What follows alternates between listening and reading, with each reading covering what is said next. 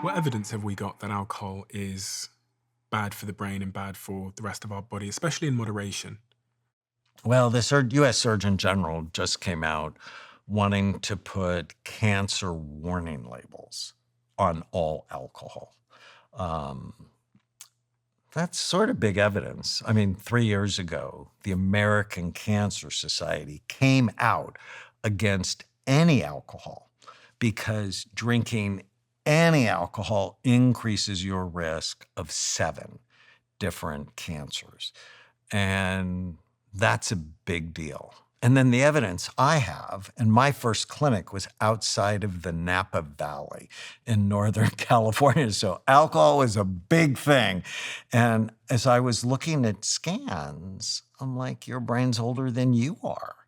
That alcohol is not a health food. It is detrimental to brain function. And then, of course, so I've been a psychiatrist. Now, I decided to be a psychiatrist 46 years ago. The number one problem I see is someone drinks and they make a bad decision. Someone drinks and they say something to their partner that they just shouldn't have said. Or they drink and they go to work, or they drink and they drive, or they drink and it just causes so much trouble. And in 1999, I did a show called The Truth About Drinking. And we took a young adult who had trouble with alcohol, got him sober, scanned him, and then on national television, we got him drunk, just like he got drunk. And it just crashed his frontal lobes. And it's so clear that alcohol takes the brake off your brain. And so people use it to calm the brain down, but there's certain parts of your brain you really don't want to go offline. The part that says, don't say that, don't do that. Is that just when I've had one drink and then when I sober up, I'm back to normal? Or is this chronic? Well, it depends.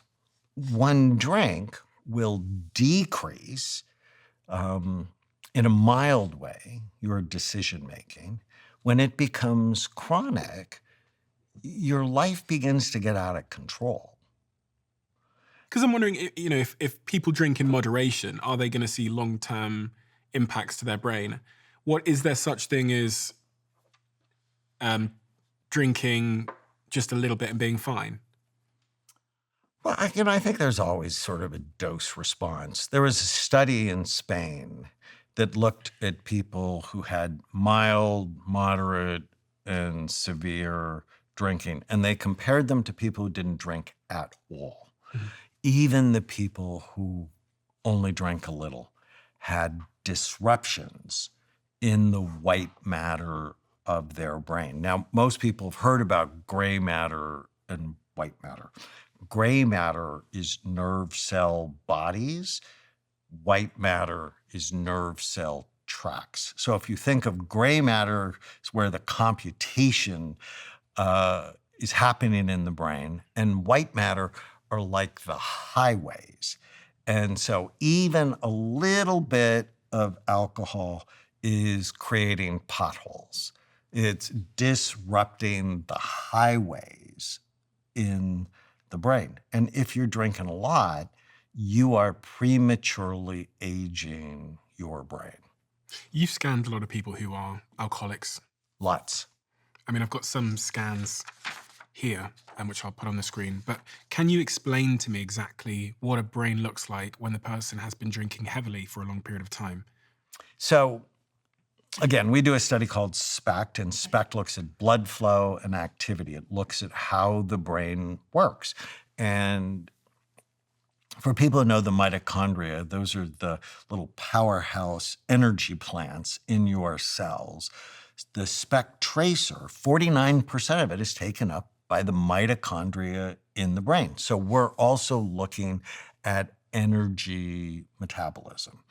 And what we see with alcoholic brains is something we call scalloping, which is this global decrease in activity. So a healthy brain, full even, symmetrical activity. It sort of looked big, fat, and round. With alcohol or other drugs too, you see the brain begin to shrivel. And you see it gets this wavy appearance. And I'm like, the real reason not to drink is it damages your brain.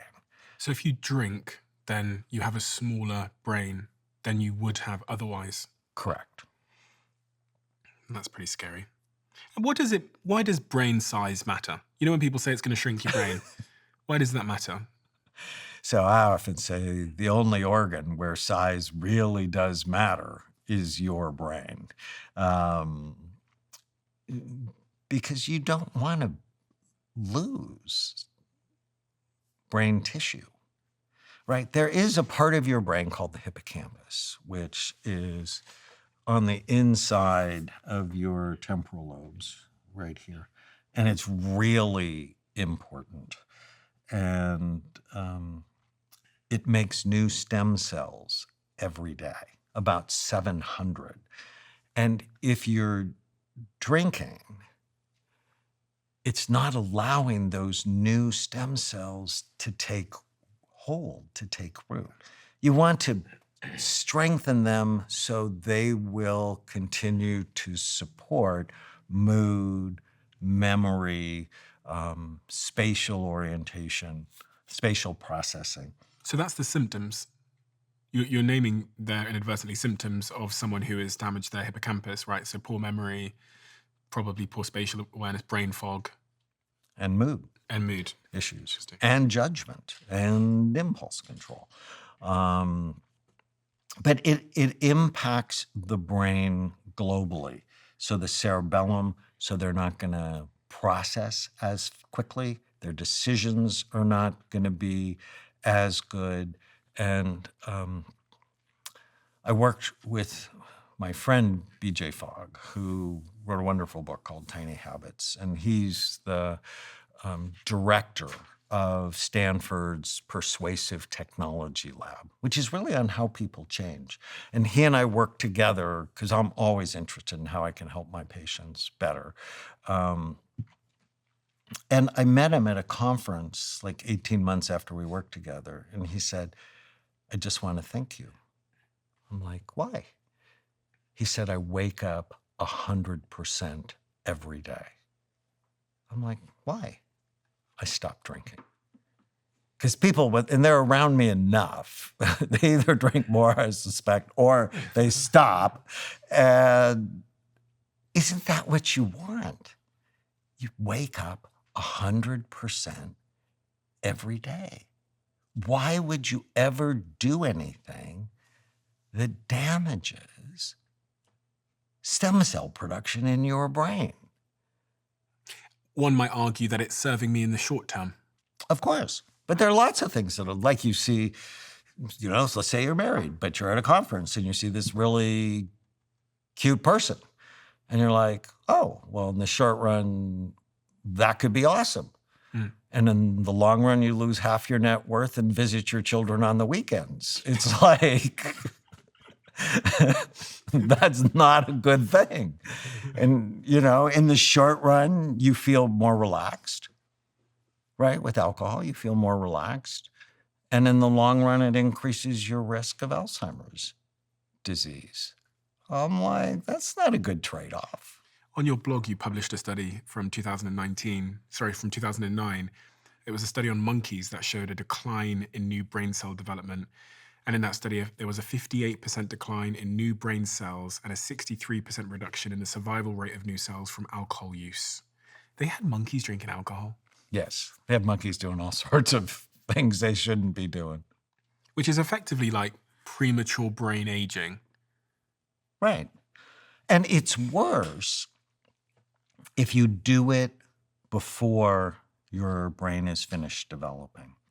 And so if you think of fraternities and sororities, like I'm not a fan of sending children away to college.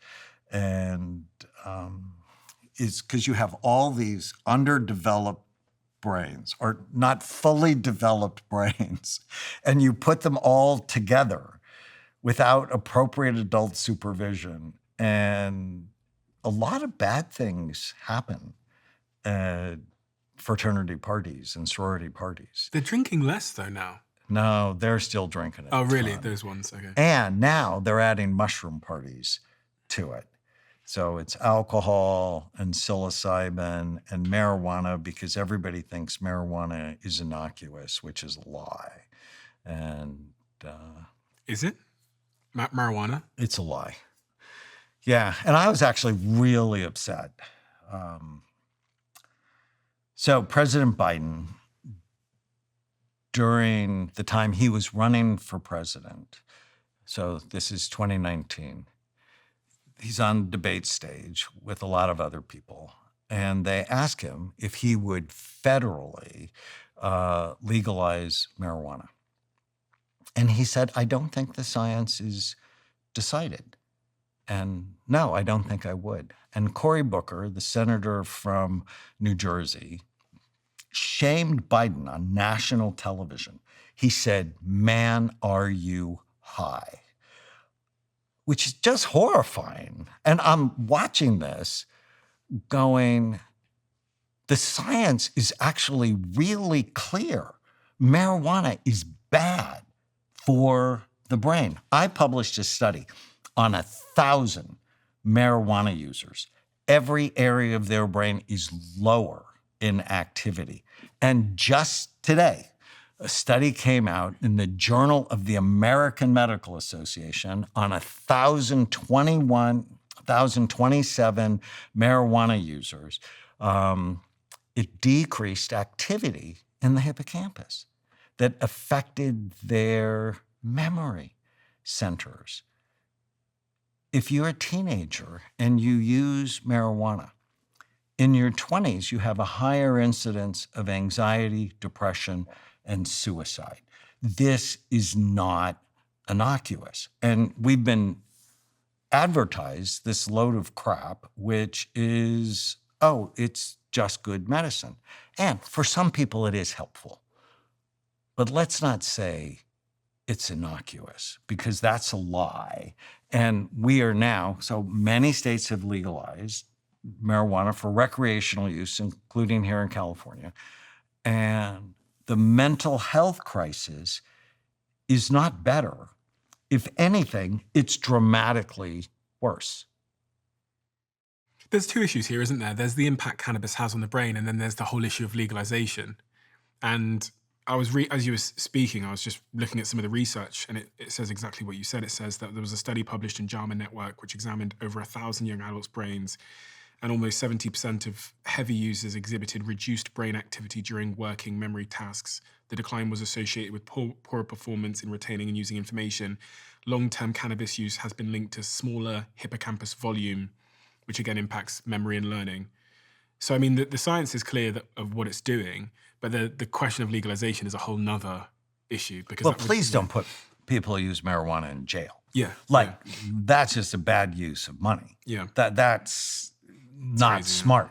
But the problem becomes we're not educating kids on the potential damage to brain development, which nobody really argues about. Nobody reputable I know of is going, yeah, give it to teenagers and let them smoke all they want. No, it's just dumb. So it's a bigger question, and I think the answer, I have a high school course in, it's called Brain Thrive by 25. And we actually studied it in 16 schools. Decreases drug, alcohol, and tobacco use, decreases depression, and improves self-esteem. Why? We teach kids to love and care for their brain. You got your brain scan, and now you love your brain more. You want it to be better. That's the answer. It's not scanning everybody. It's educating everybody. Your brain controls everything you do. And when it works right, you work right. And when it doesn't, you don't. So let's love it. And let's learn together how to optimize it. But the big innovation, Stephen, for 2025 in psychiatry are marijuana, psilocybin, and ketamine. The street drugs of the 60s are coming back.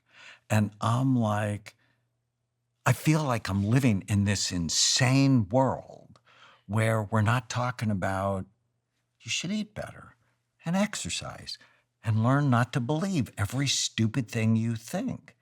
And meditation could calm your mind probably more effectively than alcohol or marijuana. And it's not hard to learn. This is the most crazy stat you'll ever hear. 93.3% of you that watch this channel frequently haven't yet hit the subscribe button. So if you liked this clip and if you like what we do here, please can you do me a favor and hit that subscribe button? And in return, I promise you, I will do everything I can from now until forever to make this channel better and better and better. Thank you.